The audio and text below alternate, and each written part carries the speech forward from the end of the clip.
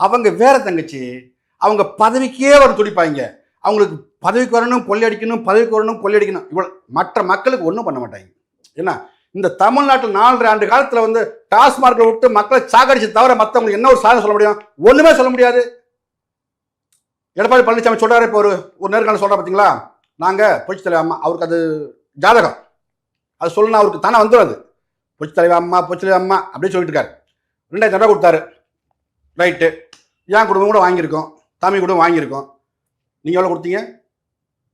போன பொங்கலுக்கு திமுக கொடுத்த காசு என்ன? போன பொங்கலுக்கு தரல. ஏன் கொடுக்கல? காசு இல்லையா?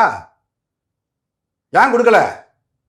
அவங்களுக்கு தெரியும் அடுத்த பொங்கல் வரும், அப்ப 5000 கொடுப்போம், அதுக்கப்புறமா 3 மாசத்துல எலெக்ஷன் வந்துடும், அப்படி ஜெயிச்சுக்கலாம்.